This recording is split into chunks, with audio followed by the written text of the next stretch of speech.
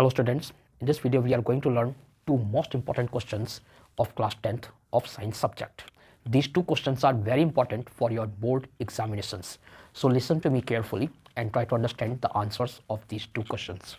The first question is, bile juice does not have any digestive enzyme but it still plays a significant role in the process of digestion. Justify this statement.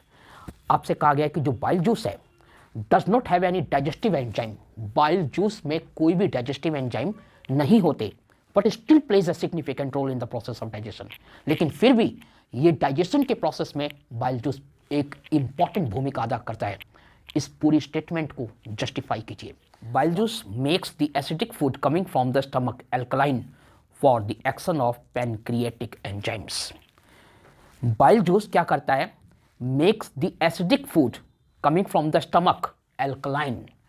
जो stomach का जो food होता है जो कि acidic होता है nature में, उसको बाइल जूस एल्कलाइन बनाता है for the action of pancreatic enzymes, ताकि जो पैनक्रिएटिक एंजाइम्स का एक्शन है वो थोड़ा सुगम हो सके। तो पैनक्रिएटिक एंजाइम्स के एक्शन के लिए बाइल जूस क्या करता है?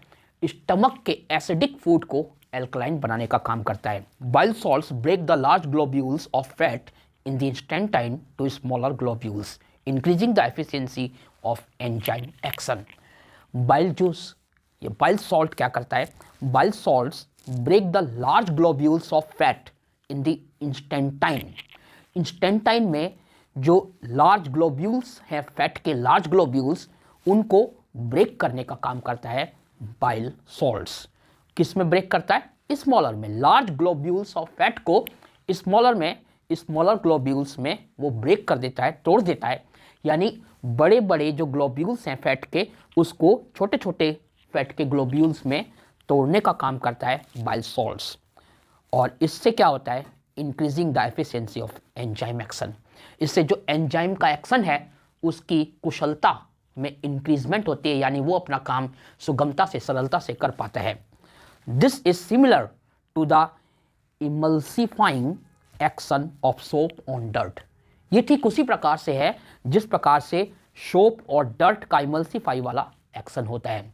यानी कि सोप और डर्ट दो अलग अलग थिकनेस वाले लिक्विड हैं। जब ये आपस में मिलते हैं तो इस प्रोसेस को इमल्सिफाइंग कहते हैं। तो इमल्सिफाइंग यहाँ पे जो सोप और डर्ट का होता है, ठीक इसी प्रकार से ये बाइल सॉल्ट्स, बाइल जूस ये अपना एक्शन करता है और एंजाइम के काम को सुगम बना देता है। Second question, in birds and mammals the left and right side of the heart are separated. Birds में और मैमल्स में लेफ्ट साइड का हार्ट और राइट साइड का हार्ट सेपरेट होता है। गिव रीजंस, ऐसा क्यों होता है, इसका रीजन दीजिए। The separation keeps oxygenated and deoxygenated blood from mixing. ये जो सेपरेशन होता है, ये सेपरेशन ऑक्सीजनेटेड ब्लड और डीऑक्सीजनेटेड ब्लड, इन दोनों को मिक्स होने से रोकता है, इन दोनों को सेपरेट रखता है ताकि ये मिक्स ना हो पाए। Allowing a highly efficiency supply of oxygen to the body.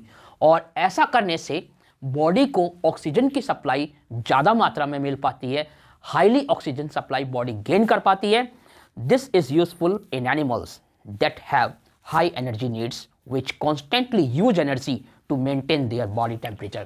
और ये एनिमल्स में बहुत उपयोगी है क्योंकि एनिमल्स एनी टाइम कुछ ना कुछ एक्शन करते रहते हैं जिससे कि उनको एनर्जी की नीड होती है।